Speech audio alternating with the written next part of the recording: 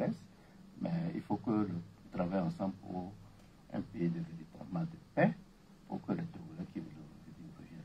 Ce qui n'est pas le cas actuellement. Nous parlons longuement de ce pays qu'est le Togo. On sait que vous avez des attaches à l'extérieur du Togo. Vous voyagez beaucoup, vous l'avez dit tantôt. Vous connaissez aussi le Canada et vous savez que le Canada fait l'actualité depuis quelques temps. Comment vit-on là-bas au Canada? Bon, le Canada, c'est un pays, bon, l'environnement est bien, l'environnement culturel, social, c'est pas mal comme pays. Et lorsqu'on a des amis, c'est intéressant. Mais évidemment, il faut un certain revenu. Je ne dirais pas que la discrimination n'existe pas, la discrimination raciale, je veux dire. Mais ce n'est pas aussi frappant que dans d'autres pays. Je crois que c'est un pays que moi j'aime beaucoup, puisque c'est là que j'ai étudié. J'ai passé une grande partie de ma jeunesse au Canada et je retourne souvent. Ce n'est pas que je n'ai pas d'attache très particulière là-bas. J'ai ma fille qui vit là-bas. Et quand je parle de Canada et que je parle de l'actualité, pour ceux qui ne le savent pas, beaucoup d'Africains, notamment des infirmiers, notamment des étudiants qui arpentent les voies qui mènent au Canada, et qu'il y a eu cette actualité liée à une Congolaise qui a trouvé la mort quelque part là-bas au Canada. Et quel est votre conseil, par exemple, pour ces jeunes Togolais qui veulent aller là-bas, qui veulent aller surtout étudier? Je crois qu'il est très important, c'est bon que vous abordez ce point, parce que beaucoup de jeunes ont un visa étudiant pour y aller, pour travailler, mais malheureusement, soit leurs parents ou eux-mêmes ne se préparent pas sérieusement pour le faire. Ils vont, dès qu'ils vont, ils cherchent du travail, ils ont du travail, ils gagnent quelques dollars, ils pensent que c'est ça qui est suffisant. Malheureusement, les critères ou bien les dispositions légales d'immigration font de telle sorte que lorsque vous avez le visa étudiant, et que vous n'allez pas étudier, il va de sorte que ce visa est supprimé et vous avez des problèmes pour y rester. Je crois que c'est très important avant d'aller d'être vraiment engagé, de vouloir véritablement étudier. Et en tout cas pour nous, c'est une bonne chose si peuvent aller étudier là-bas et nous ramener et avoir une certaine expérience professionnelle avant de revenir. Mais lorsque vous voyez des jeunes avec les difficultés financières qu'ils ont ici, lorsqu'ils y vont, beaucoup d'entre eux se contentent de... lorsque vous gagnez peut-être 20 dollars de l'heure, vous dites que c'est beaucoup. Vous pensez que c'est suffisant, alors que cela ne vous permet pas d'avoir une vision sur votre avenir. Donc l'important pour nous, lorsque les jeunes y vont, c'est de se concentrer à leur formation et pour pouvoir avoir des conditions meilleures de vie plus tard. C'est très important parce que là, ils vont souvent sans qualification nécessairement. Et là, s'ils gagnent des dollars, ils ont des travaux manuels, c'est bon pour le court terme, mais ça devrait leur permettre de faire une formation pour pouvoir améliorer leur vie plus tard. Bien, merci pour cette introduction. Il y a un auditeur qui veut connaître le nom de l'invité. Ça va s'afficher dans un instant à l'écran. Il s'appelle Ebé Gougé, c'est le président du parti politique, a dit « Nous allons faire une virée au siège de l'Assemblée nationale parce qu'on sait que vous êtes redevenu député. Je rappelle également que vous êtes un ancien ministre au début de la transition et que un ancien ministre de cette transition-là a perdu la vie cette semaine. Il s'agit de docteur Iou. Une réaction à cette disparition? Oui, Iou, j'ai eu le plaisir de connaître Iou lors de la formation du gouvernement, juste après la conférence nationale souveraine. Nous avons travaillé ensemble, nous étions très amis, nous étions souvent très ensemble. Et c'est quelqu'un que j'appréciais beaucoup. C'était un homme très engagé et surtout qui avait des résultats très rapidement. Donc il a beaucoup travaillé et il était très opposé, ce qui a valu ses interactions avec le feu général Yandema. C'est pour ça qu'il a dû quitter le gouvernement et s'est exilé. Je crois qu'il était parti en Guinée et après il est revenu. Disons qu'il a toujours demeuré, ce qu'il est très engagé, très actif. Entre guillemets, on blaguait souvent entre nous, lui et moi, on voulait savoir qui était le plus beau du gouvernement. D'abord, c'était des blagues. Hein. Disons que c'est ce qu'on faisait. Bon, malheureusement, à la fin, lorsqu'il est revenu d'exil, bon, j'ai senti un certain nombre de changements chez lui, sur le plan politique, au niveau de l'engagement politique. Mais qu'est-ce que vous voulez, c'était un être humain que moi j'ai beaucoup apprécié. Mais cette prise de position politique à la fin Mais pour vous taquiner aussi, qui était le plus beau? C'était qui? Il faut demander à la population. Non, vous étiez membre de ce gouvernement-là. Vous occupez le poste de ministre. J'étais au ministre du Plan et puis ensuite. Ministre du Plan. Et ministre de l'Éducation nationale. Mais qui était le plus beau? Alors, c'est à la population, il faut lancer une pétition et puis bien un référendum pour savoir. Non, c'était des blagues, on s'amusait. Antoine, on travaillait beaucoup. Et on allait dans le maquis souvent, compte tenu de la situation sécuritaire dans le pays. Mais on travaillait beaucoup. Mais peut-être pour pouvoir supporter toute la pression, on blaguait beaucoup. Mais justement, laissons la blague. Mais qui était le plus grand travailleur? Puisque vous ne voulez pas nous dire qui était le plus beau. Non, il travaille beaucoup, hein. Il travaille beaucoup. Je crois que beaucoup de gens devraient savoir. Il travaille beaucoup, énormément. Et beaucoup de gens de ce gouvernement travaillent. Vous vous rappelez de Petico, vous vous rappelez d'Amefia, qui était pourchassé dans les rues de Lomé comme le Western. Bon, il y avait qui encore? Horacio Freitas, qui a travaillé beaucoup également.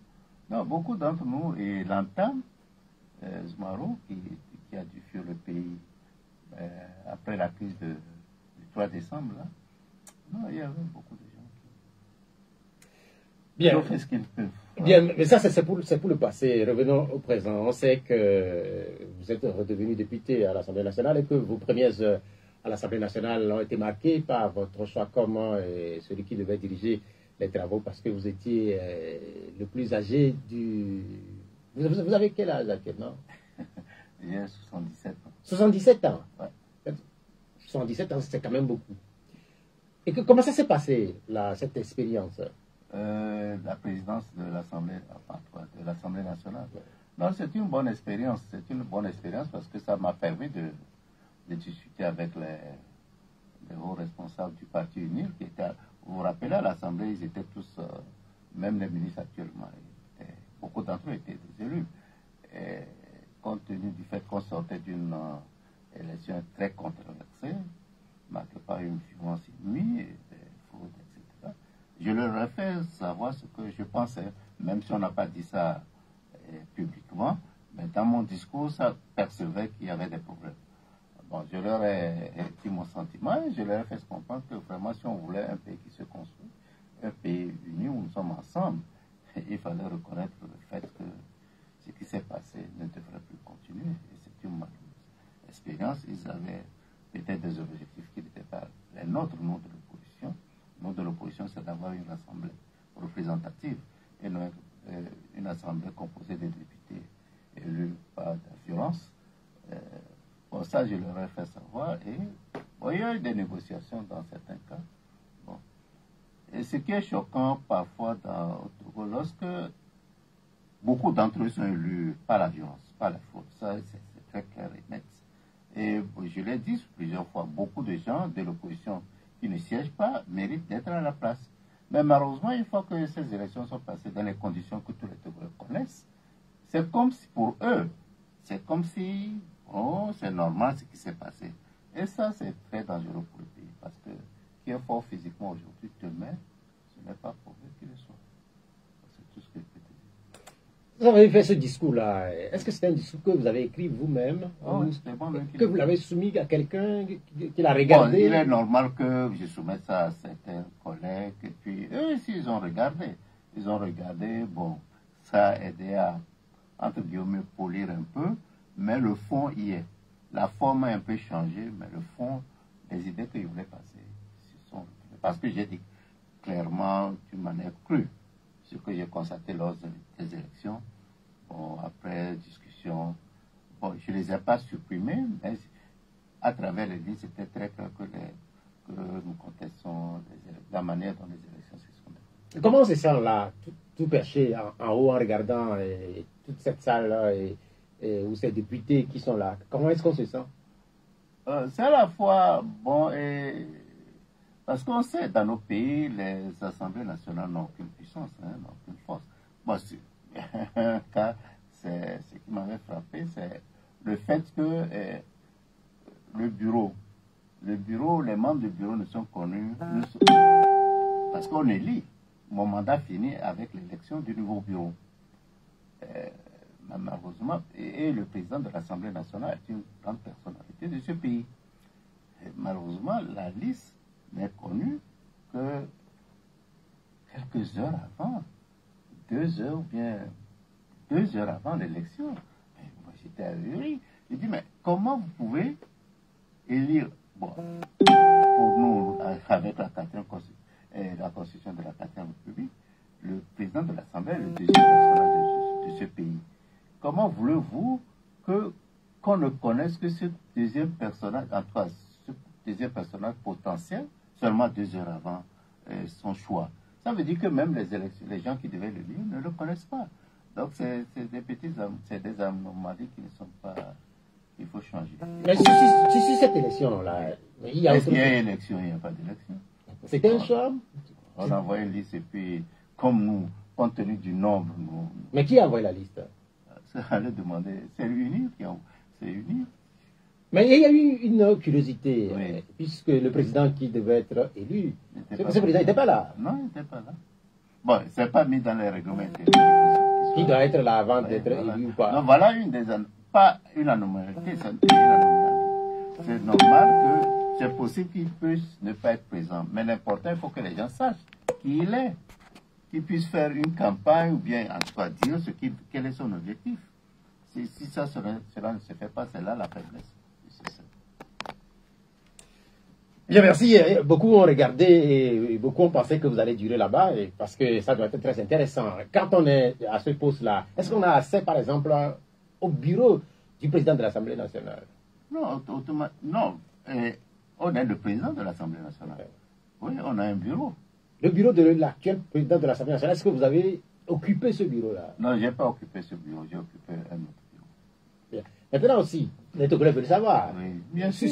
Sur le registre de ceux qui ont dirigé l'Assemblée nationale, vous avez été juste président du bureau d'âge. Oui. Est-ce que votre nom va figurer quelque part? Bon, ça va figurer comme président d'âge. Oui. Ça c'est sûr. Mais comme président de l'Assemblée nationale, je ne suis pas très convaincu. Il y a aussi mais s'il y avait un problème, durant la période, il devenait président de la République. Mais justement, il y a cette question que je non, c'est normal, oui. Oui. Il n'y avait pas... J'étais le président de l'Assemblée nationale, de fait. Oui, c'est qu'à cette époque-là... J'aurais dû rêver que quelque chose se passe. Ouais. Vous devenez automatiquement président de l'Assemblée nationale. En principe, oui. Mais ce qu'on devait vous souhaiter aussi, c'est de ne pas être par hasard en voyage. Puisque si vous voyagez, il serait difficile de rentrer au pays. Ah, ça c'est possible. Oh, mais j'allais rentrer, c'est mon pays, j'allais rentrer par tous les mois, j'allais rentrer. Est-ce que là, vous êtes là, est-ce que vous êtes le chef de file de l'opposition? Parce qu'il y a aussi ce débat qui oui, est, il y a qui est là. Débat. Oui, bon, en principe, d'après les textes, je suis le chef de file de l'opposition. Je ne l'ai pas cherché, pour moi, ce n'était pas mon objectif en allant aux élections. Mon objectif, c'était que l'opposition gagne. Bon, avec une forte participation d'Adi.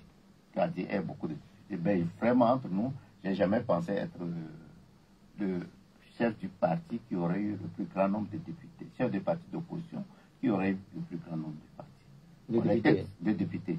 Les textes sont clairs. C'est celui qui a, le chef de parti qui a le plus grand nombre de députés à l'Assemblée qui devient chef de file de l'opposition. Mais malheureusement, jusqu'à présent, ça n'a pas encore été concrétisé. Pour quelle raison je ne peux pas... J'ai demandé à que ce soit fait parce qu'il y a des responsabilités. Mais justement, lié à ce statut-là, on sait que par le passé, ceux qui ont été chefs de file de l'opposition, quand on prend l'ANC ou encore l'UFC, c'est pas des dizaines de députés à l'Assemblée nationale, mais c'est quand même un nombre beaucoup plus important. Ouais. Être chef de file de l'opposition avec juste 2 députés, ça aussi c'est une curiosité togolaise. Oui, bon, pas togolaise, c'est une curiosité. Bon, c'est un fait, mais on n'a pas choisi à avoir des députés. Je suis sûr que si les élections étaient transparentes, on aurait eu plus de députés, 2 députés. Est-ce qu'on aurait été chef de file? Ça, c'est autre chose. Mais c'est sûr qu'on aurait eu plus de députés. Donc, les lois le disent, nous n'avons pas choisi. Et nous comptons si nous sommes, nous espérons qu'on sera nommés. C'est-à-dire qu'il y aura un acte qui va officialiser cela. Nous entendons prendre toutes nos responsabilités. Ce n'est pas parce que nous sommes 2 que nous sommes chefs, nous le serons chefs. La difficulté aussi que vous êtes deux et que le total des députés de l'opposition c'est 5 et que sur ce total-là, il y a deux qui ne siègent pas. On a appris que vous aviez tenté, et vous avez pris des initiatives pour que tout le monde soit à l'Assemblée nationale. Quelle est la situation aujourd'hui? Non, la situation n'a pas bougé. La situation n'a pas bougé. C'est dommage, hein, mais bon, pour moi, c'était préférable que nous siégions tous, mais les autres ont supposé, ont décliné, n'ont pas voulu siéger, mais c'est leur choix. C'est leur choix. Nous avons dépêché des émissaires. Moi-même, comme vous l'avez dit, effectivement, je les ai vus. Je les ai rencontrés individuellement. Je suis parti chez eux. Je me suis réuni avec eux. Mais malheureusement, ça n'a pas bougé. C'est pourquoi j'ai eu recours à des intermédiaires. Ça n'a pas donné un résultat escompté. Bon. Je respecte leur décision. Au début de l'émission, vous aviez évoqué, en parlant de vos collègues de l'Assemblée nationale, qu'ils étaient la plupart issus d'élections marquées de violence. Vous parlez de fraude. Mais comment est-ce qu'on se sent là, au milieu de ce monde qui devient automatiquement, ce sont vos collègues pour un certain nombre d'années, quelque part, qu'est-ce que vous leur reprochez, puisque eux, peut-être qu'ils n'ont pas choisi qui est de la violence, le jeu du vote, ou qui est de la fraude, par exemple. Il y a certains d'entre eux qui ont choisi. Il y a certains. Je sais qu'il y a certains qui regrettent amèrement, qui reconnaissent qu'ils ne sont pas élus et qui sont vraiment gênés. Bon, mais il y a d'autres qui ont été des initiateurs de cette violence. Mais c'est amoral ce qui s'est passé le 29 avril. C'est amoral. 29 et 30 avril. Parce que le dépouillement. C'est amoral. C'est très amoral. Que des gens qui veulent présider au destin de ce pays cautionnent de tels comportements, c'est très grave. Mais en même temps, là, ce que vous dénoncez, avec votre position, vous avez été dirigeant de l'Assemblée pour un certain nombre de temps, et puis vous siégez à l'Assemblée nationale. Est-ce que vous ne cautionnez pas quelque part, de façon consciente ou non, de façon active? Bon, je le dis actuellement. Je le dis et je vais continuer à le marteler à l'Assemblée nationale. Qu'est-ce que vous voulez? Si je ne siège pas, dites-moi, qu'est-ce que ça change? Nous avons le devoir de faire comprendre aux Togolais qu'on ne doit pas accepter ce type de comportement. Nous avons le devoir de le dire. Nous sommes dans un système où ce régime, je crois qu'il faut un traitement de choc et nous devons le continuer à le faire, à le leur répéter en espérant qu'un jour, au moins, ça va éveiller leur conscience. Il faut que ça cesse. C'est vrai que là, à vous écouter, vous n'avez pas tort d'être là à l'Assemblée nationale. Mais dans le même temps, est-ce que ceux qui ont refusé de ne pas être à l'Assemblée nationale, est-ce qu'ils n'ont pas aussi raison? Non, c'est pourquoi il dit, je ne peux pas les cautionner. Mais et je ne peux pas les condamner à 100%. Mais si je pense que mes arguments sont supérieurs aux autres, à leurs arguments. Bon, ça c'est la première chose. La deuxième chose, je dis aux gens de me dire ce que je peux faire en ne siégeant pas, que je ne peux pas faire en siégeant. Si on me montre, on me démontre que c'est mieux de ne pas siéger parce que, en ne siégeant pas, je peux poser tel acte pour la promotion de la démocratie au Togo, je vais y adhérer. Mais jusqu'à présent, on ne me prouve rien. L'un des arguments, c'est de dire j'accompagne. Mais ils ont eu un régime des parlementaires. Vous vous rappelez les élections de 2018? Mais ils ont fonctionné avec des gens qui... Est-ce qu'ils les ont accompagnés ou pas? Mais ils ont fonctionné ainsi. Donc, je crois que c'est ma position. Si on peut me démontrer que je serai plus efficace en ne siégeant pas, bon, je le ferai. Vous serez à l'Assemblée nationale, ça on le sait, vous avez commencé par faire, vous êtes à l'Assemblée nationale, on le sait depuis quelque temps. Quels sont vos rapports avec Brigitte Adjemango Johnson? Finalement, vous n'êtes que 3 à l'Assemblée nationale. Non, pour le moment, ça va. Mais disons qu'on n'a pas encore commencé effectivement les travaux, même si on a eu l'ouverture le 1er octobre, mais depuis là, on n'a pas encore siégé. En tout cas, on n'a pas fonctionné de manière effective. Donc, mais pour le moment, ça va. On se consulte souvent. Est-ce que vous n'êtes pas un peu perdu dans ce grand groupe de députés venir? Vous n'êtes que 3. Non, ça ne me gêne pas. En tout cas, si tu étais bien qu'on soit plus nombreux, ça c'est évident. Mais si on n'a pas nombreux, bon, on a pris l'engagement de représenter la population et nous avons été vus. Bon, comme j'ai dit, nous devrions être plus nombreux, mais on va faire le travail. Mais justement, sur le travail, qu'est-ce que vous allez faire? On peut interpeller le gouvernement sur plusieurs aspects. Nous allons faire des propositions de loi. ce qui nécessite des négociations avec eux. Est-ce que ça va marcher, ça ne va pas marcher? Mais on le fera. Donc la responsabilité ou bien les missions des députés, en tout cas à mon niveau, je pense pouvoir le faire et le continuer. Avec des difficultés, certainement, mais il faut qu'on le fasse. Ce n'est pas parce qu'il y a des difficultés qu'il faut renoncer. Sur le renoncement, justement, il y a beaucoup qui commencent par renoncer. Puisque aujourd'hui, après les résultats des dernières élections, il y a certains qui ont du mal même à répondre aux questions des journalistes. Ils renoncent carrément à cet engagement qu'ils ont pris en voulant être soit leader du parti politique. Moi, je trouve que c'est regrettable. Je trouve que c'est regrettable parce que si on renonce, ils s'en foutent. Si les gens n'ont pas de morale, ils diront qu'ils n'ont aucun obstacle devant eux, ils vont avancer. Mais je crois qu'il faut continuer à travailler leur conscience en espérant que c'est difficile, en espérant quand même que ça peut donner quelque chose. Parce que nous avons ce devoir. Moi, en tout cas, j'ai depuis, j'espère qu'on essaiera de mettre ça. C'est la deuxième ou la troisième fois que je vous ai entendu évoquer ou faire des liens avec des questions de morale. Est-ce qu'il y en a en politique? Vous savez, j'ai l'habitude de dire aux gens que la politique n'est pas différente du comportement humain général. Parce qu'on pense souvent qu'en politique, évidemment, parfois peut-être que c'est plus prononcé, mais quelqu'un qui est corrompu, non pas seulement en politique, il est corrompu. Quelqu'un qui a un moral, qui a un comportement vicieux, non pas seulement en politique, il l'est d'abord, et peut-être sa position politique lui permet peut-être d'exprimer ça, mais je pense que quelqu'un qui est mauvais, il est mauvais en soi, et non pas parce qu'il est en politique. Je suis convaincu de ça. Par rapport à l'expérience que j'ai eue depuis 30 ans, je suis convaincu, très convaincu de ça. Parce que chez nous-mêmes, dans l'opposition, il y a des gens qui ont des comportements amoureux. Oui, c'est la question que j'allais vous poser. Est-ce que, après autant d'années d'expérience, est-ce que vous est arrivé un jour de vous asseoir, de cataloguer un peu cette classe politique du Togo pour mettre, par exemple, ceux que vous pensez être des gens très peu portés sur les questions de morale, à part, et ceux qui sont relativement des vertueux, à part? Et ils se trouvent dans quel camp? Non, c'est ce que je vous dis. Hein. Je vous dis que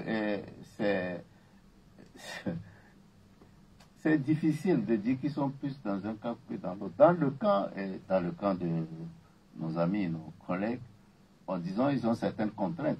Pas contraintes, disons que ils ont des comportements beaucoup plus visibles, mais j'ai l'impression que si quelqu'un est bon là, non pas seulement en politique, il se retrouve bon. Il y a des gens du NI qui ne sont pas aussi mauvais que cela. Mais peut-être à un moment donné, bon, ils ont des contraintes qui pèsent tellement qu'ils ne le font pas. Mais moi, je suis convaincu que ceux qui sont mauvais là, ils le sont dans la vie courante. Pour vous, oui, le meilleur politique togolais, c'est quel profil? Est-ce que c'est ce qui vous arrive de le rêver? Non, bien sûr. Qui le sait? Je suis là depuis 30 ans. Depuis 30 ans, il n'y a pas de résultat. C'est certain que je dois rêver en politique idéal. Sur la scène, oui. Est-ce qu'il y a des noms qui... non, même dans le passé, depuis les indépendances? Non, c'est compliqué. C'est compliqué de le dire. Bon, peut-être que je n'y ai pas réfléchi sur... Mais vous-même, par exemple, oui. Vous êtes un modèle? J'espère être un modèle. J'espère être un modèle. J'espère être un modèle parce que, vous savez, se consacrer à la vie publique pendant 34 ans, ça n'a pas donné. Ça fait une trentaine de minutes que nous sommes ensemble. Je rappelle que notre invité, c'est le professeur Aimé Gogué. Il est le président du parti politique ADI. Il est engagé depuis plus de 30 ans avec son parti ADI qui a 33 ans maintenant. C'est une longévité parce qu'un certain nombre d'acteurs politiques africains s'engagent pour quelque temps, vu les difficultés. Beaucoup ont raccroché, mais vous êtes encore là, tenace. Qu'est-ce qui fait cette force? Non, c'est ça, parce que je me suis engagé pour certaines raisons. Et je n'ai pas atteint les objectifs. Je me dis qu'il faut que je continue. Vous savez, je peux vous citer relativement les années 90. Mon engagement remonte un peu plus loin que ça. Et bon, ce qui a fait déborder la goutte, bon, déjà au lycée, j'étais un peu, entre guillemets, rebelle. Mais quand je suis revenu, ce qui a fait déborder la goutte, c'est la faune dans la Kéran. Une fois, je rentrais chez moi, parce que, je ne sais pas, vous vous rappelez, entre le 24 avril était férié, fête de la victoire pour Corpus. Ensuite, il y avait le 27 avril, qui était férié, chômé, mais pas fêté, vous vous rappelez. Et puis ensuite, il y a le 1er mai. Donc, lorsque vous mettez tout ça ensemble avec peut-être le week-end, c'était long. Donc, j'avais l'habitude de rentrer. Alors, une année, Vous rentrez où? À Dapon. J'étais déjà ici, j'étais directeur de la faculté. Donc, j'avais l'habitude de rentrer avec toute ma famille. Parce que c'est pour eux qui s'apprennent du pays. Je m'arrêtais. Je voyageais, mais souvent, j'allais à Dapon. Alors, une année, je ne me rappelle plus quelle année, peut-être ça devait être en 84, 85. Je rentrais et il pleuvait. J'ai dormi à Ntourou, je crois. Et le lendemain matin, je continuais. À partir de un peu avant Mango, Barkwasi, je voyais des gens sous la pluie, avec des bagages, des enfants en main, des ménages. Au début, ça ne m'a rien dit. Je trouvais ça bizarre, mais ça ne me disait rien. Arrivé à Bomboka, je ne sais pas si vous voyez Bomboka. Alors là, je me suis arrêté, je demande à un vieux, je dis, mais où est-ce que vous allez? Il m'a dit non, qu'il ne sait pas. Je dis, mais comment vous ne savez pas? En fin avril, ça devait être le 23 ou le 24 avril. En avril, vous savez, à ce moment, la saison des pluies commençait déjà. Donc, il aurait déjà préparé son champ pour la saison, puis tu rentres. Mais je ne sais pas. J'ai dit, mais comment cette période, toi tu es agriculteur, vous n'avez pas préparé votre champ et vous vous déplacez. C'est quoi ça? Qu'est-ce que ça signifie? Et tu sembles te déplacer avec toute ta famille. Alors, il y avait d'autres, hein, mais lui, spécialement avec qui je discutais. Je dis, mais où est-ce que vous allez comme ça? Et il dit, je ne sais pas où il va. Vous venez d'où? Il me dit, je crois qu'il vient de Punjab. Pourquoi vous avez quitté en ce mois-ci? Et surtout sous la pluie. Sous la pluie. Avec les enfants. Avec tous leurs biens. En tout cas, les biens qu'ils ont pu transporter. Il me dit, non, c'est à cause de la faune.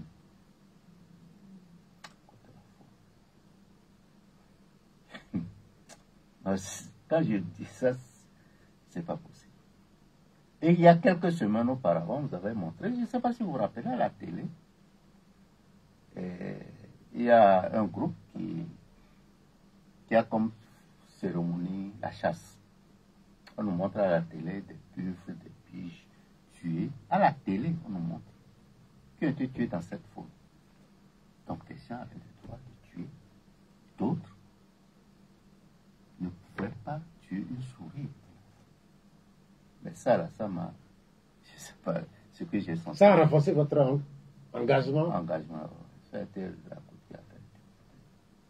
C'est pas possible. On ne peut pas traiter des Togolais, certains Togolais comme ça, un être humain comme ça, et puis surtout certains Togolais comme ça. Voilà. Mais globalement, la situation a quand même évolué aujourd'hui. Sur certains aspects, oui, mais sur d'autres, ça s'est empiré. En tout cas, par rapport à ce que nous avons, quelques acquis des 90, la liberté d'expression, le député qu'on a tabassé dernièrement, vous voyez, sur certains aspects, la corruption, je crois que la corruption s'est amplifiée. J'ai demandé si la situation a évolué. Je ne savais même pas que vous allez donner cet exemple, puisque quand vous parlez de Bomboaka, vous parlez de Kwenjal, vous parlez de Mango, c'est la région des savanes dans notre protocole. Non, les autres aussi, je connaissais. Hein. Oui, dans notre protocole, il était quand même entendu que nous allons évoquer un peu le quotidien des populations qui vivent dans cette zone. Vous-même, vous êtes originaire de la région des savanes. On sait très bien que l'ensemble de l'Afrique de l'Ouest est confronté à un nouveau phénomène, le phénomène djihadiste, que le Togo n'y échappe pas, et que votre région particulièrement est en proie à des attaques des terroristes. Qu'est-ce qu'ils vous disent, vos parents qui sont là-bas, quand vous leur rendez visite ou quand vous les... Ils se sentent laissés pour compte. Ils se sont laissés pour compte et malheureusement, ce n'est pas une impression. Je ne suis pas très convaincu que tous les Togolais se sentent concernés par ce qui se passe dans le Punjab, spécifiquement dans la région des Savanes, généralement. Je n'ai pas l'impression que les gens les Togolais se sentent concernés par ça. Je n'ai pas l'impression que le gouvernement a réussi à convaincre, par son comportement, hein, par le comportement du gouvernement, a réussi à faire comprendre aux Togolais que c'est sérieux la situation que vivent nos parents. Parce que je me rappelle même à l'Assemblée nationale, je leur ai dit que il était prévu une visite de l'Assemblée des députés dans la région. Malheureusement, ou heureusement, ils ont dit que le bureau national et les députés de la région des Savanes. Vous voyez, c'est un peu choquant. C'est un peu choquant dans la mesure où, d'abord, nous sommes tous les députés nationaux. En principe, il n'y a pas de députés de la région des Savanes. Il y a des députés togolais. Et ensuite, il y a ça d'abord, et puis ensuite, on identifie les députés de la région des Savanes. Alors que c'est un problème qui nous concerne tous. D'accord, évidemment, nous, je suis sûr. Encore plus. Oui, encore plus. Je suis sûr que mes collègues de Savanes vont automatiquement aller, qu'ils aient été désignés ou pas. Mais quand même, c'eût été plus important quand même. Un signe fort à la population togolaise qu'on dise que c'est une délégation de l'Assemblée nationale. Vous avez fait les observations, quelles ont été les réactions ou les discussions? Non, beaucoup de Togolais. Non, entre nous, les autres députés, une très grande majorité des autres députés ont applaudi. La mission a été faite? Non. Pas encore. Non, ça a été annulé. Pour quelle raison, je ne peux pas le dire. Ça n'a pas été. Est-ce que quelque part, c'est dit quelque part que ce n'est pas urgent? C'est l'impression? Je ne peux pas l'affirmer. Comme on ne m'a pas dit les raisons, je n'ai pas cherché les raisons. Moi, je suis allé quand même.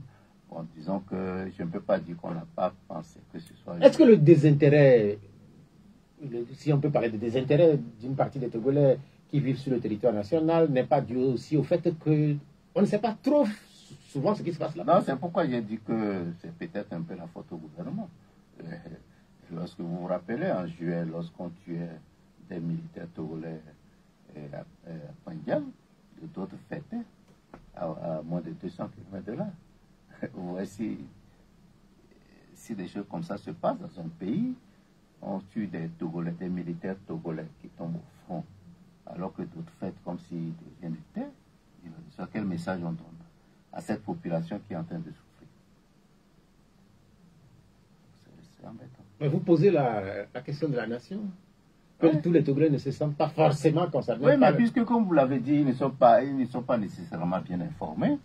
Et certains sont en fait avec les hauts responsables politiques de ce pays.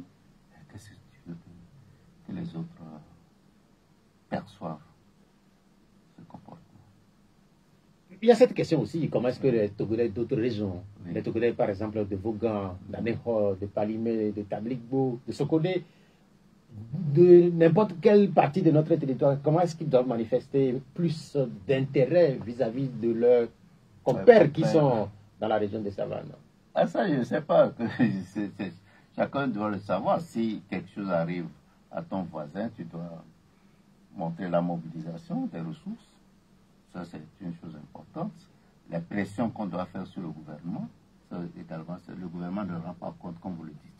Mais si c'est quelque chose qui nous préoccupe tous et sur nous tous, même mes collègues députés qui soient ils doivent savoir ça, pas parce qu'ils sont du NIR, qu'ils vont laisser le gouvernement ou le président de la République se comporter ainsi. C'est totalement inadmissible. Il est le président du Togo, nous sommes des députés nationaux. Quelque chose se passe dans une région, vous êtes là, vous fêtez. Où est-ce qu'on voit ça si c'est le Togo? Et les autres ne disent rien. Ils sont contents d'aller fêter. Non. Oui, mais ça aussi, puisque beaucoup ont fait cette analyse-là, est-ce qu'il ne faudrait pas la nuancer un peu, puisque vous évoquez les rites initiatiques dans la région? Non, les rites initiatiques, chacun doit pas pouvoir faire ses rites initiatiques. Oui. Mais ne pas... Non, personne ne savait qu'il y a eu une attaque, justement. Ah, personne ne savait. Est-ce que certains savaient qu'il y a eu une attaque? Non, c'est ce que je dis. Je dis, c'est la faute au gouvernement. C'est la faute au gouvernement parce que lorsqu'il y a eu ces attaques, moi je ne suis pas contre les rites de n'importe quelle ethnie que ce soit, mais vous ne pouvez pas continuer à fêter comme s'il n'y avait rien d'être. La proposition, c'est qu'il fallait suspendre, c'est ce que vous dites. Que suspendre ou bien faire moins de publicité autour. Marquer le deuil. Marquer le deuil, que la population... Et l'empathie. Oui, que la population sache que quelque chose se passe. Mais non, vous continuez à fêter. C'est incroyable. Et on dit qu'on est pays de paix, pays de quoi, c'est pas possible. Non, mais en fait, le Togo est un pays de paix quand même. N'importe quoi. Est-ce que ce n'est pas un pays de paix? Non. Non. Avec ce qui se passe dans le pays, c'est un pays de paix. Avec les arrestations qu'on fait des journalistes, des journalistes ou bien des certains citoyens qui disparaissent, c'est un pays de paix, ça? Non. Mais comment est-ce que vous définissez la paix, vous? La paix, c'est que chacun se sent libre de se déplacer comme il veut, dans le respect de la loi quand même. C'est ça un pays de paix, que les gens se sentent libres. Les Togolais ont peur de rentrer en vacances. Vous dites que c'est un pays de paix? Que les Togolais aient peur de rentrer en vacances, visiter leurs parents? Et si vous veulent le faire, ils sont obligés d'atterrir à Accra ou bien à Cotonou, rentrer par des voies bizarres. C'est un pays de paix. Donc, quand on vous écoute, ça veut dire que ce sont les thématiques, c'est sur ces thématiques qu'on va vous écouter à l'Assemblée nationale. Le Togo, un pays qui n'est pas, selon vous, totalement en paix. Ouais. On vous a écouté sur ces thématiques-là. Non, certainement, je vais intervenir sur des choses comme ça. Non, je ne vais pas laisser continuer ce message, cette tromperie, ce mensonge à la population, à la communauté internationale, que le Togo est un pays de paix. Non, sur ça, non, ça me travaille, je ne peux pas l'accepter. Que les Togolais ne puissent pas revenir chez eux. Ou bien qu'ils aient peur de revenir. Ah, peut-être que j'ai dit quelque chose un jour, on va m'attraper. Quel est ce pays? Certains Togolais. Oui, pas tous les Togolais, puisqu'il y a beaucoup de Togolais qui rentrent au pays. Oui, mais il y a beaucoup qui ne peuvent pas rentrer. Et ce ne sont pas des gens qui sont nécessairement des criminels. Vous savez, la définition que beaucoup font de la paix, non, c'est l'absence de la guerre. Ah bon? C'est cette définition que certains font. Donc, est-ce que ce n'est pas une définition qui est tenable? C'est une définition qui n'est pas correcte pour moi. Donc, si c'est ça, tous les... Bon, et chez nous, on peut dire, est-ce que dans la région de Savanes, il n'y a pas de guerre? Ouais. Oui, c'est une région qui est sous menace. Mais en fait, sous menace. On ne se bat pas là-bas tout le temps. Ah bon, il faut aller demander à la population qui a fui ces terrains, qui a fui les champs, et dont les bétails disparaissent tout le temps. Il faut leur demander... Comment est-ce qu'on vit là-bas au quotidien maintenant? Puisqu'il y a certains qui ont dû quitter carrément leur village, qui sont installés ailleurs. Oui, comment est-ce qu'ils vivent au quotidien? Bon, il y a une certaine petite solidarité communautaire. Les gens se prennent en charge. Mais la scolarité, il y a des problèmes parce qu'il y a des écoles qui sont fermées. Parce que pour des raisons de sécurité.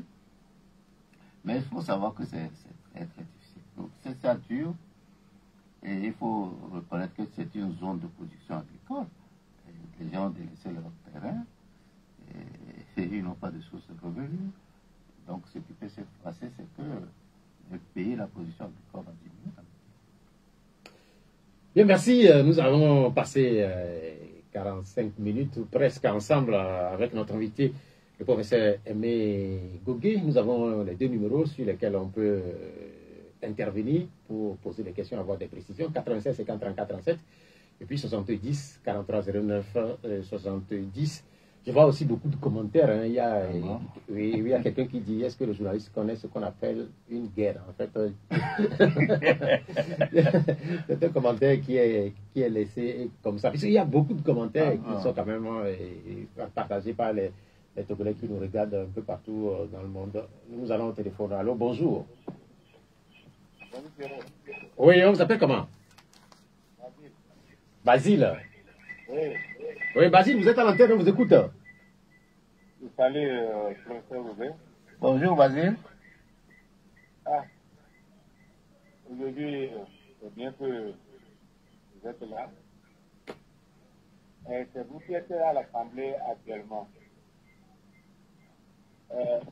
Robert, quand les gens se sont dit que si le diable par la queue, les Togolais ne trouvent même pas le diable pour le tirer par la queue, ils sont obligés d'aller manger sur le dépotoir.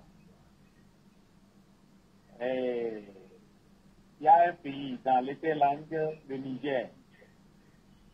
Le ciment est de 51 000 à 59 000, selon les régions. Ce matin, le gaz 12 kg a quitté 7 000, venu à 4 000. Le carburant de 600 et quelques francs à 499 francs. Bon, et ils sont enclavés, pays enclavés, entre guillemets. Nous, on a l'ouverture sur la mer, notre port qu'on vend un peu partout. Voilà, nous sommes là. Le Togo est premier dans tout. Indice de développement humain, premier réformateur, ceci, cela. Pas des institutions qu'on peut croire respectables. Et tout ça là se passe sous les yeux. Nous tous on voit. Mais sur quoi vous êtes à l'Assemblée? Quel est le sort du Togolais sur cette terre? Quel est son sort? Quel est son sort? Après tout ce que j'ai énuméré là, c'est au dépotoir qu'on mange. Mais le Togo est premier dans tout. Et voilà, ce qu'on vend ailleurs, c'est le prix là que nous on n'achète pas ici. Ça veut dire plus de l'essence, on peut dire, même gaz, il faut voir. Basile, 4 000. Basile, on a compris le sens de votre... Oui, le sens de la question. Notre invité va réagir. Ah oui, j'y vais. Non, j'ai un ami qui m'a dit un jour que lorsque vous tirez le diable par la queue, que c'est bon. Que quand c'est chaud là, que vous tirez les moustaches du diable. Vous voyez ce que ça veut dire? Parce que le diable, vous tirez par la queue, jusqu'à ce que le diable ne tourne, vous pouvez fuir. Mais vous avez eu le courage, compte tenu de votre situation, que vous êtes en train de tirer les moustaches. Bon, disons que vous avez bien décrit la situation, le cours du ciment. Moi, quand j'ai vu ça sur les plateformes, j'ai dû appeler un ami au Niger pour avoir la confirmation. Ça a été heureusement confirmé. La même chose pour le prix du gaz, etc. Et l'essence, pour l'essence, on peut dire qu'ils sont producteurs de l'essence, ça peut suggérer qu'ils ont la capacité de faire des prix plus faibles. Non, le Togo, c'est un cas, comme vous le dites. Évidemment, c'est nous qui acceptons. Hein. À la limite, à la dernière limite, c'est nous qui acceptons. On ne peut pas vivre un pays où, à l'Équinquet, on vend le ciment à près de 80 000, 100 000. Alors que le Niger vend le ciment à 60 000 au maximum. Le carburant, etc. C'est nous qui acceptons. Nous autorisons le gouvernement à faire ce qu'il veut. Et donc, nous sommes prêts à supporter, comme on le dit souvent, et la bagnon, ou bien on dit quoi, agbe, quoi, nyo, agbe balagnon. Donc, si nous sommes prêts à accepter ce genre de dictons, nous sommes prêts à supporter, nous allons continuer à le supporter. Nous, on dit que, nous de l'opposition, ou bien particulièrement de la DIE et moi, je dis qu'il y a des choses que nous ne devons pas accepter et nous devons être ensemble pour l'affirmer. Bien, merci. C'est noté. Le téléphone après Basile. Allô, bonjour. Oui. Bonjour. Bonjour, c'est Pelé? Oui, c'est Pelé. Pelé, vous êtes en antenne. Aujourd'hui, Basile vous a ravi la vedette. Ah oui, c'est normal. Allez-y. Professeur, bonjour. Bonjour Pelé, comment ça va? Très bien. Mais je souhaiterais vous appeler chef de file de l'opposition. Bonjour. Bonjour, c'est pas encore officialisé. Ok, bon. Non, mais vous êtes le 3e chef de file de l'opposition selon le fameux test du RPT Unir. Après Jean-Pierre Fabre, il y a J.P. Solutio et vous êtes le 3e. Jusqu'au premier au 2e, on n'a pas vu ces deux chefs de file de l'opposition appeler les autres partis de l'opposition de réunir et concrétiser une action commune. Je ne sais pas si ce temps-là est à votre niveau aussi. manœuvre que vous avez devant vous pour rapetisser l'âge, aller plus loin, appeler les autres pour travailler ensemble. Deuxième préoccupation, nous avons appris qu'il y a 47 personnalités de la CEDEAO qui appellent à parler du Togo, pas les Togolais. Alors, vous, aujourd'hui au Parlement, à ceux qui siègent et ceux qui ne siègent pas, quelles sont vos marges de manœuvre pour aller vers ces 47 personnalités de la CEDEAO pour faire un front, pour parler du Togo? Oui, Pelé. Oui, alors. Oui, sur les 47, il y a des Togolais dedans. Il ne faut pas oublier ça. Ah bon, je pense qu'avec les parlementaires. Il y a des Togolais sur cette liste. Donc, quand même, notre invité va parler. Ceux qui sont de l'opposition à l'Assemblée, je vais parler. Je ne sais pas s'ils sont parmi les 47. Je ne sais pas. Vous parlez des députés? Des 3 députés de l'opposition qui sont à l'Assemblée? Élus aujourd'hui à l'Assemblée. Bien, merci, il va réagir. Bon, effectivement, la loi sur le statut de l'opposition, je crois que ça a été adopté en 2011. Et donc, Jean-Pierre Fabre a été le premier. C'est dans cette loi que le CFO, le chef de file de l'opposition, est défini. Donc, c'est Jean-Pierre Fabre qui a été le premier chef de file de l'opposition. Après, à la législature de 2019, c'est Kirkris Olympio qui est chef de file de l'opposition. Et en principe, à partir des élections du 29 avril, c'est moi qui devrais être chef de file de l'opposition. Donc, effectivement, j'ai un calendrier. Bon, j'ai des objectifs à réaliser lorsque ce sera officialisé, même si on a commencé un peu. Je crois qu'il y a des initiatives pour regrouper l'opposition. Vous savez que c'est un mythe décisif où c'est un perpétuel commencement. Donc, il faut aller. C'est un objectif que nous pensons pouvoir réaliser. Et il y a des initiatives qui sont en cours. Bon, on espère que c'est un objectif très important. Même si on n'a pas une unité, on doit avoir une unité d'action et avoir des objectifs communs que nous devons nous fixer et c'est ensemble de pouvoir les réaliser. Donc je ne pense pas que si je suis chef de file de l'opposition, je vais travailler seul. Ça ne semble pas une bonne chose. La deuxième partie de la question est à propos de cette tribune qui a été publiée cette semaine. Vous avez connaissance de cette tribune? Non, je n'étais pas présent, je suis. Vous n'avez pas été contacté pour la signer éventuellement? Non. Ok. Non, mais quand même, je dois dire quelque chose. Vous savez que le Togo fait partie du Parlement de la CEDEAO. En principe, il y a beaucoup d'organisations interparlementaires ici, dont le Togo est membre, et qui obligent les pays à avoir des députés de l'opposition et de la majorité comme représentants.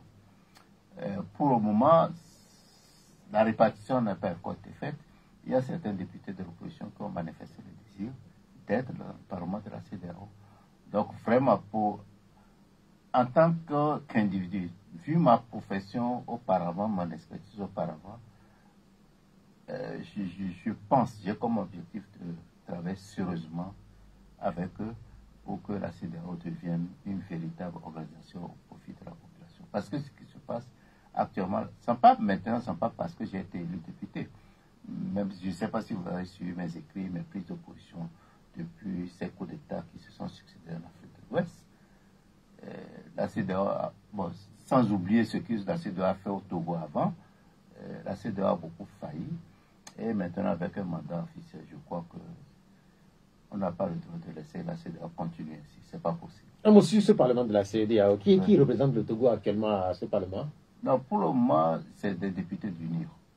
Aucun député de l'opposition n'y est. Bon, je ne peux pas dire que c'est une irrégularité parce que, contrairement à ce que certains ont dit, ce n'est pas parce que le Parlement n'était pas en session que les anciens membres ne doivent pas demeurer. Donc c'est normal qu'ils puissent demeurer, mais maintenant nous sommes élus et on doit nécessairement s'assurer que des députés de l'opposition soient membres. Bien, merci. Allô? Alors, bonjour. Bonjour. Gérard. Gérard, comment vous allez? Gérard, on vous écoute. Bonjour, professeur. Bonjour Gérard.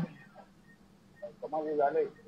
Ah, le Togolais disent à la Togolaise, je vais bien, sauf la situation politique qui me préoccupe, oui. Ok, merci beaucoup. Alors, j'ai deux questions à votre endroit. Ma première question, c'est par rapport à l'opposition. Est-ce que finalement, l'opposition togolaise ne rend-elle pas les armes?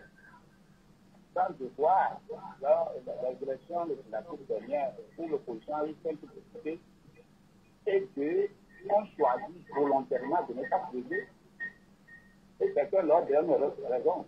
Parce que moi, je dis non. Quel que soit le cas, les résultats ont montré que l'opposition a eu 5 députés, au moins avec lesquels on pouvait avoir,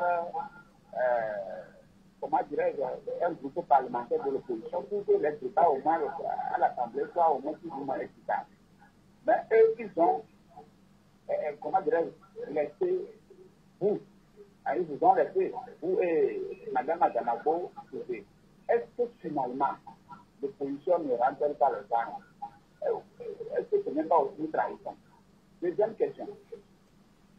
Ne voyez-vous pas que finalement, le pouvoir en place était en quelque sorte d'associer les populaires? Je donne des exemples. Concernant les transports timoniques, je ne sais pas si vous avez remarqué, vous êtes à l'Assemblée, vous nous défendre ce point. Quand on fait transfert d'argent, c'est-à-dire que ce soit le dépôt ou le retrait, on enlève, il y a des frais qui ne sont pas expliqués jusqu'à présent. Et aussi concernant la mur. Ça fait janvier 2004, on a commencé par prélever au moins 5-10% sur le salaire des Togolais. Voilà que jusqu'à présent, certains n'ont même pas encore la carte. Or, on prélève. Les gens ont fait des discussions, ça fait déjà 3 mois, 4 mois. Ils n'ont pas encore la carte. Ils prélèvent sur le salaire et finalement, on ne comprend plus bien. Qu'est-ce que vous allez leur dire à l'Assemblée, monsieur le professeur? Bien, merci. Gérard a deux préoccupations. D'accord. Première préoccupation, est-ce que l'opposition ne rend pas les armes? Je ne pense pas. Bon, j'ai déjà répondu sur la question concernant le fait que les collègues aient décidé ou non de ne pas siéger. Bon, ils ont leur raison, que je n'approuve pas, mais que je respecte. Nous continuons toujours à discuter avec eux afin qu'ils ne siègent, qu'ils ne reviennent sur cette position et venir siéger.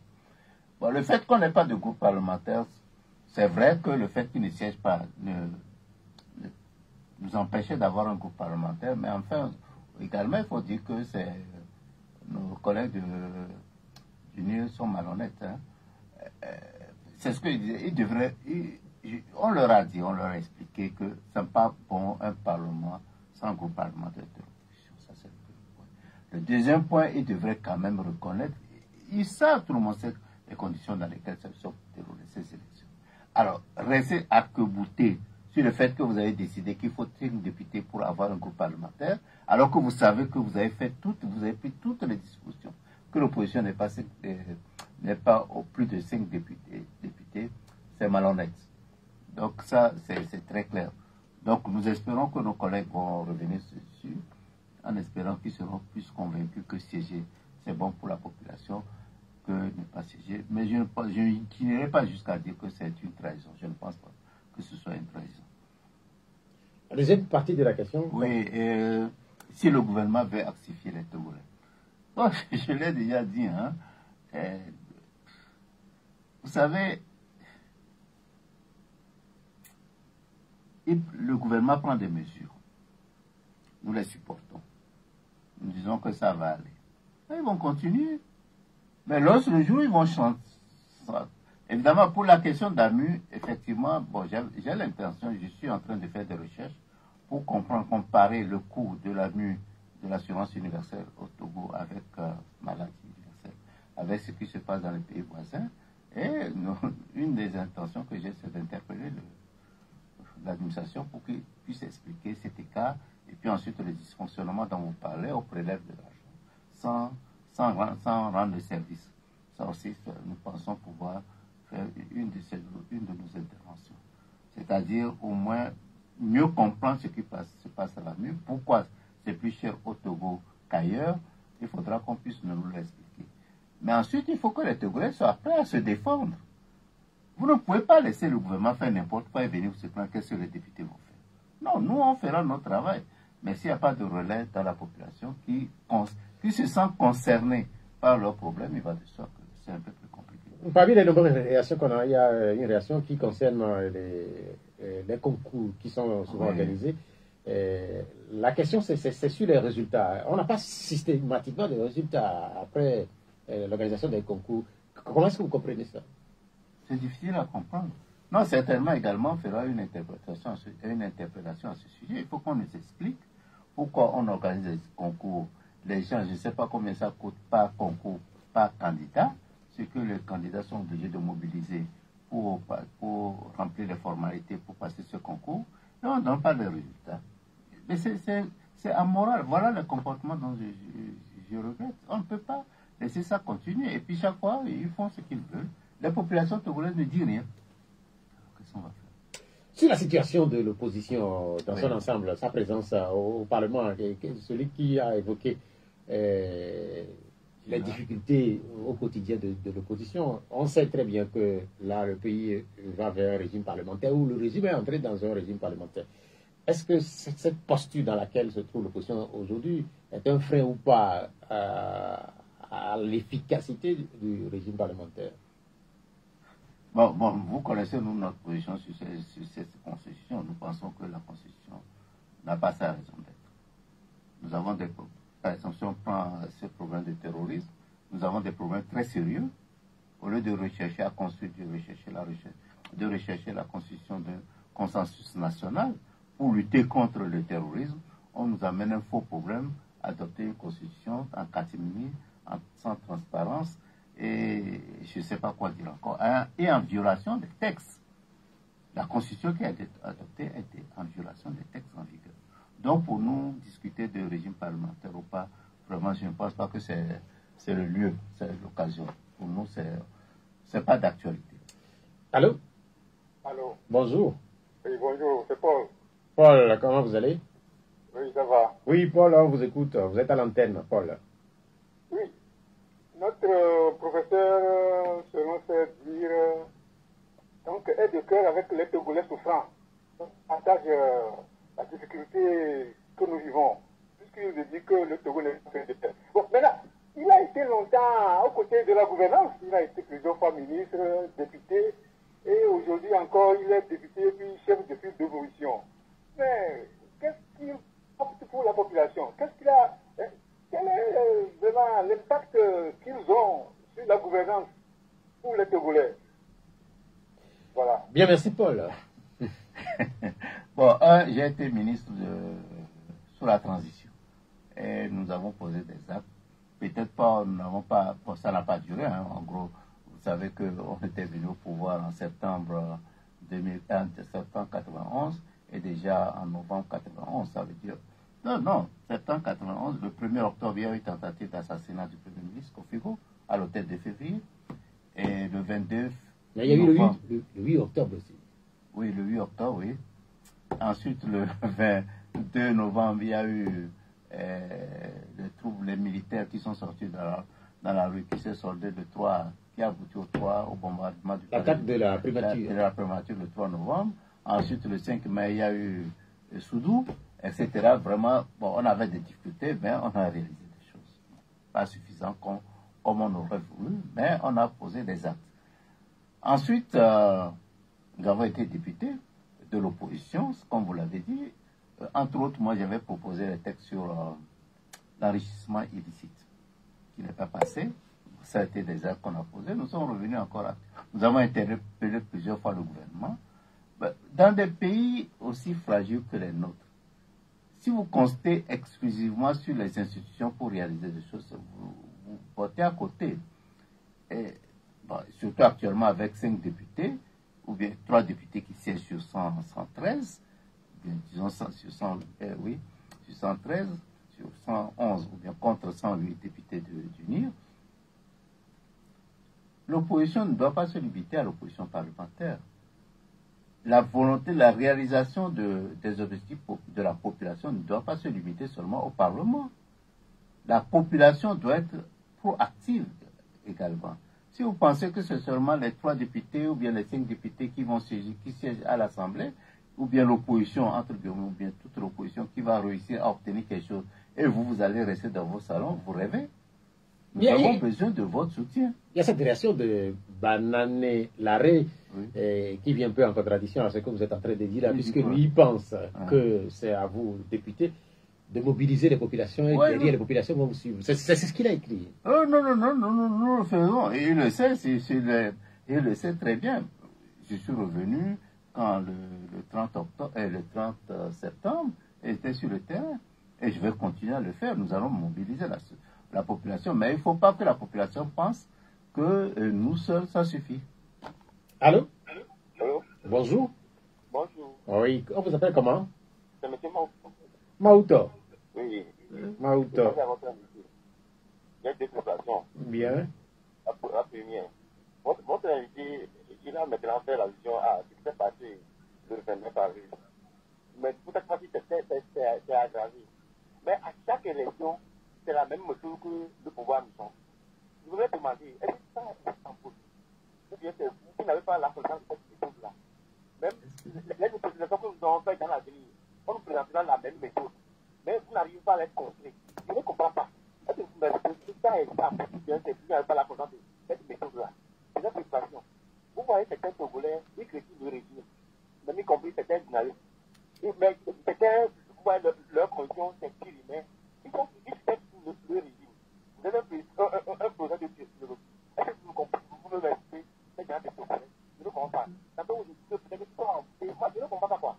Les gens sont là, ils prennent l'argent pour faire le sale boulot, alors qu'ils continuent dans la misère. Je ne comprends pas. Bien, merci. Mauto. Vos interventions sont exactes. Bon, ce qui s'est passé le 29 avril, bon, ça s'empire entre nous, les conditions des élections se dégradent de plus en plus. Je me rappelle en 2020, les élections présidentielles, j'avais osé dire que ce ne sont pas des élections. Il n'y a pas eu d'élection. Effectivement, c'est ce que j'avais dit. J'ai été critiqué une fois, mais j'avais donné les raisons, mais malheureusement, on m'a pas écouté.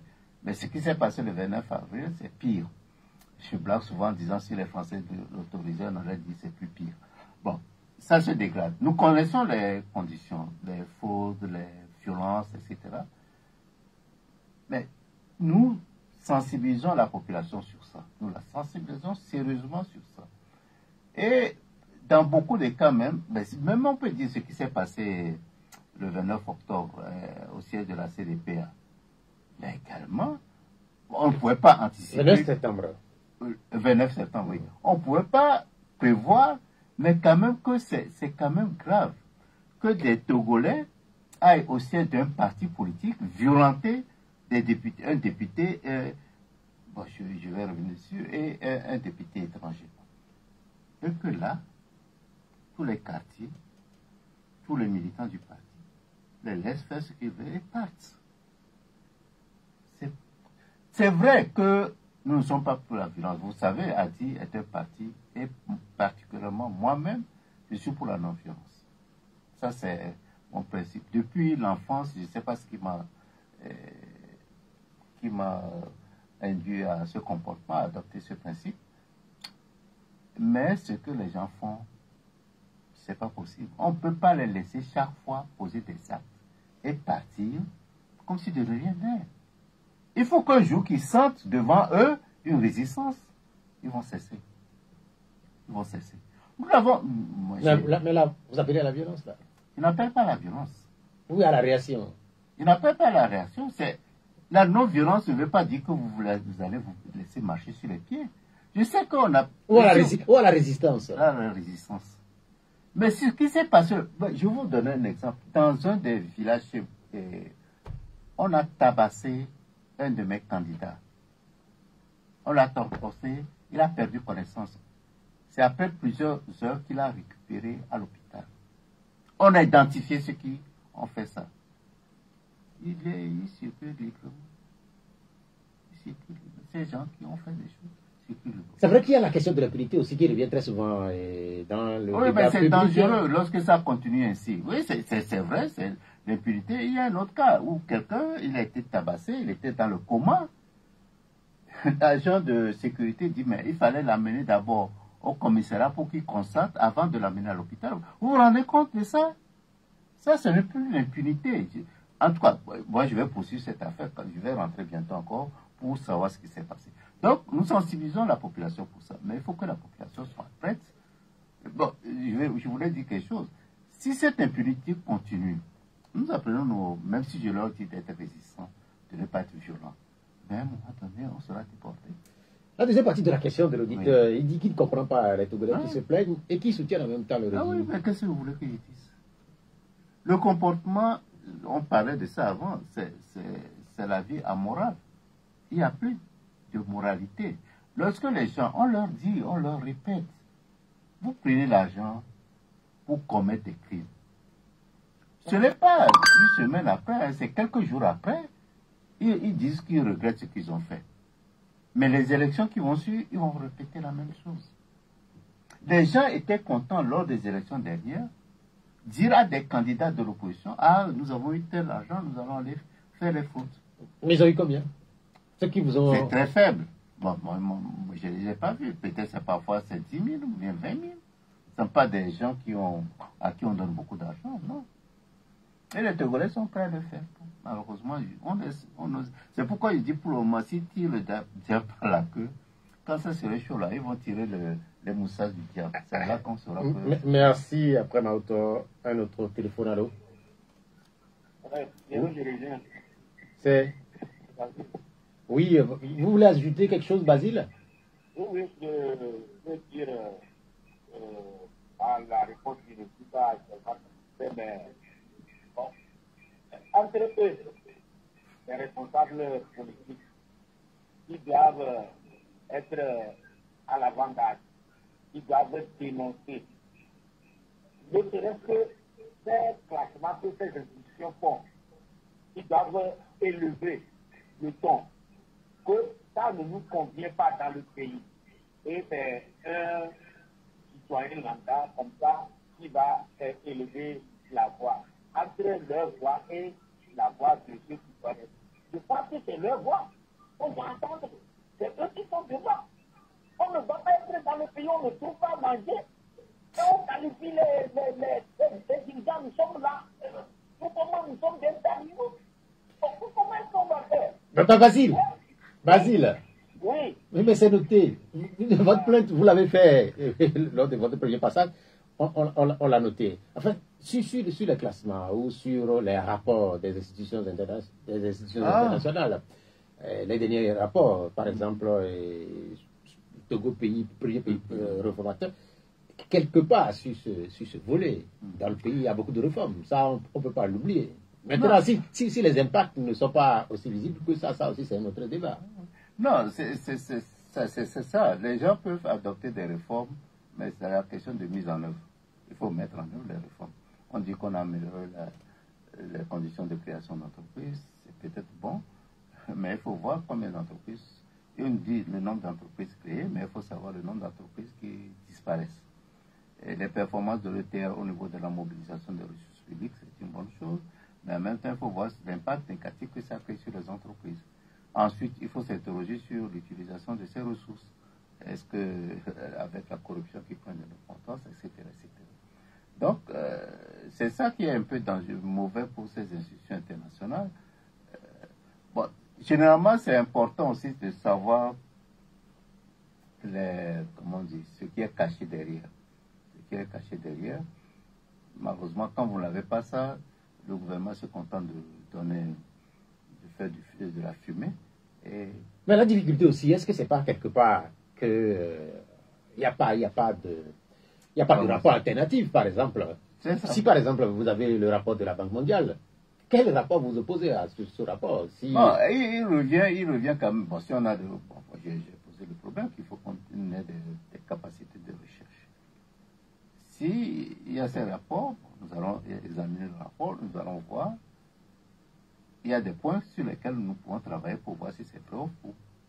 Ça, nous le ferons.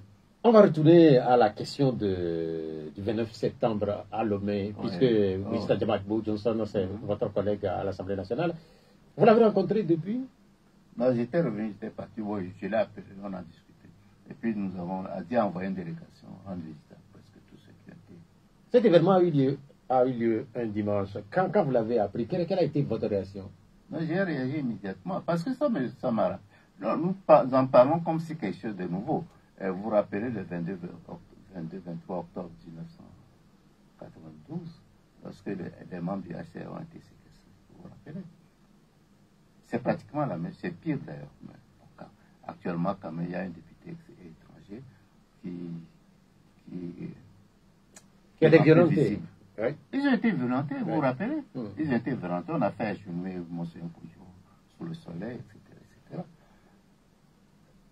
Nous avons réagi, les Togolais ont réagi, la communauté internationale a réagi, mais ce que je voulais dire, c'est quand même, chaque fois on le fait et continue. Je me rappelle lorsqu'ils avaient séquestré les membres du HCR en 1992, l'après-midi on les avait relâchés. Je suis passé chez beaucoup d'entre eux, en tout cas les leaders, Kojo, Apuipo, etc. Et je leur ai dit, mais mangez, faites une petite sieste, l'avez-vous pu retourner à l'Assemblée nationale? Le jour-là même, on ne vous fera rien. Parce que vous vous rappelez, la communauté internationale avait condamné fortement le gouvernement. Bon, malheureusement, ils ont refusé, ils ont pensé plutôt, en tout cas, au soutien qui n'était pas venu du Kofibo. La même chose s'est passée avec Sagna, avec Wadaba Djawabou. On a condamné, ce qui est une bonne chose. Hein? Il y a eu beaucoup d'écrits, de discours. Et puis, comme vous avez dit, il y a un groupe d'experts ou bien de personnalités de la zone qui a pris le relais. C'est important, mais il faut qu'ils sachent, il faut qu'on pose des actes pour leur montrer qu'ils ne doivent plus recommencer. Depuis le début des années 90 déjà, quand on vous écoute, vous décrivez un certain nombre d'actes qui sont des actes à caractère violent. Oui. Mais force est de constater que 30 ans après, la violence continue. Comment est-ce qu'on peut l'expliquer pour ce qui concerne le Togo? Non, parce que quand ils posent des actes de violence, ils ont les résultats qu'ils veulent. Le résultat qu'ils voulaient dernièrement, c'est que Sagna ne parle pas. Bon, évidemment, ils n'ont pas anticipé l'ampleur que ça prendrait. Pour eux, c'est fini. Personne ne viendra comme Sagna parler à la population togolaise. C'est plus ça qu'ils visent que les conséquences qu'ils ont. Et malheureusement, si on laisse ça, vous vous rappelez, quand ils ont posé cet acte en 92, à partir de là, l'Assemblée nationale et le HCR, qui était l'Assemblée nationale de la période transitoire, avait perdu de son prestige. Ouais. C'est ça qu'ils recherchent. Semer la peur dans la population. Et lorsque vous respectez la peur, il va de sorte que c'est le violent qui gagne. On va insérer cette audite. Allô? Allô? Bonjour. Bonjour, M. Pierrot. Oui. Bonjour, M. le Président. C'est Frédéric. Frédéric. Bonjour, Frédéric. Oui, depuis qu'on est dit. Bien, merci, Frédéric. Je voulais savoir. Ma première question qui était posée par M. Blaise. La deuxième, c'est sûr qu'aucun avait évoqué visite qu'il devait effectuer ou non, qui était empêché. Je voulais lui demander si quand était le président de l'Assemblée, il avait la main libre pour pouvoir travailler. Parce que ce qu'il avait dit était empêché, c'est comme il avait un acquis sur roche qui ne voulait pas dévoiler. Je voulais savoir s'il avait la main libre, effectivement, quand il était à l'Assemblée. Non, mais s'il vous plaît, Frédéric. Oui. Est-ce qu'il avait dit qu'il avait été empêché? Pour faire quoi? Non, il avait dit qu'il avait des raisons qui ne voulaient pas évoquer. Non. Non, le président. Oui. Bon, allez-y. Bon, c'est seulement ça que je voulais savoir. Oui, mais non, moi, je n'ai pas très bien compris le fond de votre pensée, puisque le président le doyen d'âge, il est resté là-bas. Ça n'a pas duré, vous savez.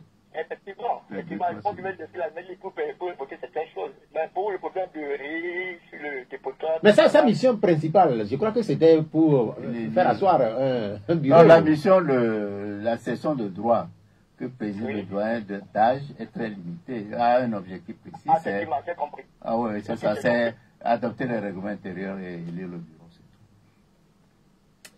Après Frédéric, allô? Alors, bonjour. Bonjour. Je salue l'invité, M. Gouguet. Oui, il vous salue. Votre nom? Je réponds à Agbo depuis Dalavé. Agbo. Oui. Depuis Dalavé. Oui, monsieur. Ok, allez-y. Il y a un communiqué qui est sorti la semaine passée et qui nous laisse, nous certains, un peu perplexes. Ça concerne l'interdiction de l'activité de la plateforme Yango. Mon inquiétude à l'endroit de notre invité, c'est en quoi l'activité de Yango est illégale sur le territoire togolais. Les autorités togolaises se comportent comme quand ils finissent de manger ou bien quand ils trouvent à manger, ils ne veulent plus, ils ne se soucient plus de la population. Parce que quoi, le service de Gozem est arrivé, nous savons tout ce qui se passe là-bas. C'est eux qui sont des fonctionnaires, des autorités, des hauts placés, qui financent, qui achètent des voitures et qui manumellent les conducteurs qui sont des chauffeurs. Voilà que le service veut se dupliquer durant un autre concurrent. La preuve est que quand Gozem était là, le démarrage était à 800. Et quand Yango est arrivé depuis juin, comme ils le disent, ça a chuté. Maintenant, quand la population profite et ils sortent de nulle part pour dire qu'ils interdisent l'activité illégale. En quoi c'est illégal? Ils n'ont qu'à penser un peu par rapport à la population. Tu ne peux pas frapper un enfant et lui demander de ne pas pleurer. Ils bloquent tout et c'est un peu triste, quoi. Bien, mais merci. Allô? Oui? Oui. Oui, la deuxième partie? Je ne sais pas, vous avez parlé des concours dont les résultats ne sortent jamais. Mais il y a de cela, depuis une semaine, un événement qui s'est produit au niveau des services de OTR. Je ne sais pas si vous êtes informés. Où ils ont lancé un concours, ils ont donné les résultats. Les candidats sont déclarés admis. Et ils demandent à l'interview de venir, d'apporter les diplômes. Et à la grande surprise des candidats, ils recalent tous ceux qui ont un diplôme supérieur au bac, y compris le bac. Voilà. Qu'est-ce qu'ils veulent nous faire comprendre? C'est un crime d'avoir fréquenté ou comment? Non, s'il plaît, Agbo. Oui, dans les conditions de conditionnalité pour participer au concours, je crois que je ne suis pas au courant de ce que vous êtes en train de dire, mais est-ce qu'il n'est pas précisé, par exemple, que ce n'est destiné à des gens qui ont soit le niveau BPC ou soit un certain niveau, là? Non, dans la condition des dossiers, c'était précisé. Maintenant, la phase de la présélection et le concours sont déjà passés. Bien, on va écouter notre invité, il nous reste 6 minutes. Je ne sais pas si vous êtes au courant de l'actualité liée à l'interdiction des activités de la structure qui s'appelle Yango. Non, je suis au courant, mais je ne sais pas les arguments avancés par le gouvernement. C'est ce que je veux dire. Mais effectivement, comme il a dit, j'apprends que Yango a permis est suspendu. Est suspendu, oui, ça je l'ai appris. Mais j'apprends que les services de Yango étaient moins chers. Est-ce que mortalité, bon, que c'était moins cher. Bon, donc pour le moment, je n'ai pas toutes les informations. La question qu'il met en avant, c'est la question de la concurrence. Vous savez très bien. Oui, pour nous, en tant qu'économistes, la concurrence est une bonne chose. Bon, je crois que ce qui aurait pu être fait, c'est de voir, parce que la décision a été prise et mise en application très rapidement. Je crois que ce qu'ils auraient pu faire, c'est de voir si est-ce que Yango a été interpellé pour respecter les dispositions légales. Si ce n'est pas fait, c'est très mauvais. On ne peut pas limiter la concurrence. La deuxième partie de la question. Mais la deuxième partie, effectivement, j'aurais appris que il y a des gens, lorsqu'ils ont des diplômes supérieurs à ce qui est exigé, on ne les accepte pas. Bon, je ne sais pas si c'est une bonne chose dans la mesure où la personne a pris le soin, en tout cas, sur lui la responsabilité de supporter, d'être recruté à des niveaux inférieurs que son niveau même. Mais ce qu'il dit là, c'est que c'est à l'interview que la personne présente des diplômes qui sont... Oui, mais il a pris la décision de ne pas faire valoir son diplôme. Non, je crois qu'ici, c'est de le faire valoir. Non. Alors, s'il a pris la décision de faire valoir, il n'a pas le droit. Oui, Mais puisque s'il par a, exemple, s'il a pris la décision de ne pas le faire valoir, je crois que c'est son ici, droit. ce qui Donc, est il mis faut en qu'on avant, c'est vérifie que ça. la personne ou les personnes mettent en avant. Non, ce que j'ai appris, généralement, ce qui se passe, c'est qu'ils ne veulent pas prendre des gens qui ont des diplômes plus élevés. Ouais. Mais peut-être parce qu'ils pensent que les gens vont prétendre à Avoir des salaires plus importants. Ouais, mais ils leur donnent les conditions, un point c'est tout. Et non dire que les gens n'ont pas le droit, parce qu'il y a le bac, de passer un concours du BPC. Nous allons vous écouter sur quelques questions de l'actualité et on va clôturer cette émission. La première de cette question, de cette série de questions, c'est lié à l'effondrement de cet immeuble. À Ségbé, ça a fait le tour du Togo. Vous avez sans doute vu les images et une réaction? Non, c'est le problème du respect des normes. Le respect des normes. On ne peut pas. Même il y a le bâtiment de l'hôtel qui est au centre-ville, là. De la Lonato. Lonato qui est au centre-ville, qui est aussi dans cette situation. Et ça, malheureusement, pas malheureusement seulement, c'est l'argent public. Hein. Et depuis des années, on sent que ça n'a pas respecté du tout les normes. Et qui va payer? Bon, c'est une question. Je crois qu'il faut que les autorités fassent des efforts pour que les gens respectent les normes, surtout pour les grands bâtiments. Et je crois que c'est important. Il faut le respect des normes. Mes condoléances à ceux qui sont morts. La deuxième question, c'est sur le harcèlement en milieu scolaire. Il y a un numéro que j'ai partagé au début de l'émission, c'est le numéro 20 qui est mis en avant par les autorités pour que ceux qui ou ceux qui sont témoins ou sont en connaissance des cas de violation ou de viol, par exemple, ou de harcèlement, et puissent dénoncer. Une réaction à ça aussi. Moi, je ne connais pas les textes, mais vraiment, il faut prendre des mesures contre le harcèlement. Moi, j'ai eu des enfants, et je crois qu'il est important de prendre des mesures pour protéger les jeunes, les filles notamment. Et malheureusement, il y a certains Togolais qui ont des comportements qui sont terribles. Moi, j'ai connu des gens, j'ai discuté avec eux. Ils disent non, c'est l'aide sociale. C'est-à-dire, bon, les enfants proviennent de milieux défavorisés, en donnant un peu d'argent, ça aide. C'est amoral. Mais quel est le rapport? Ça dit que... non, ils donnent de l'argent. Ils s'amusent avec la fille et en aidant, ils donnent de l'argent pour que la fille survive. Ouais, c'est amoral. Donc vous soutenez les autorités qui partent en guerre contre... Ah oui, non. Moi, vous savez, que lorsque j'étais directeur de l'effort, très rapidement, la loi du 10 mars, vous connaissez? La loi du 10 mars, et il y avait des enseignants de l'université qui étaient impliqués. C'est dommage. Il fallait prendre des actions. La dernière question, c'est sur le football. Cette semaine, le Togo a encore perdu. C'était lundi. Vous aimez le foot? Oh, j'étais un grand joueur de football. Comme tous les garçons d'ailleurs. J'ai pratiqué. Vous avez pratiqué? Ah oui, j'ai pratiqué. Vous avez joué? J'ai failli jouer pour le top, non?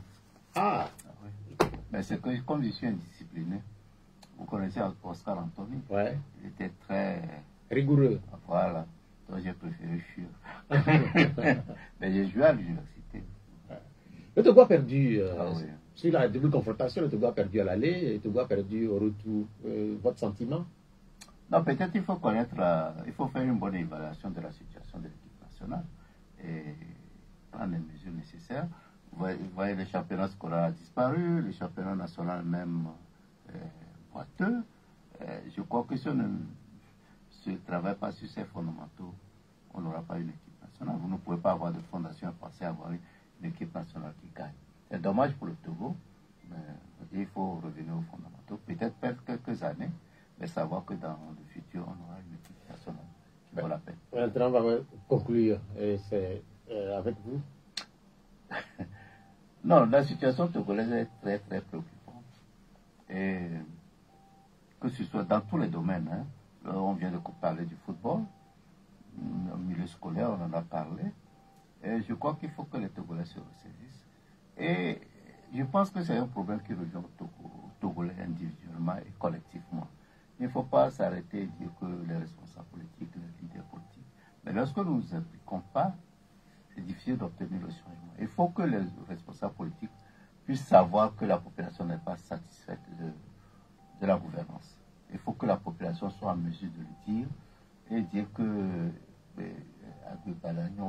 ça n'avance pas. Bien, merci d'être passé, professeur Aimé Gougué. Je rappelle que vous êtes le président du parti politique ADI. Merci à Vincent Strasbourg Koudeyor pour la mise en onde technique. Je suis Pierre Ouatiobé. Bonne suite de programme sur Pirate FM. Au revoir. Bon, j'espère que...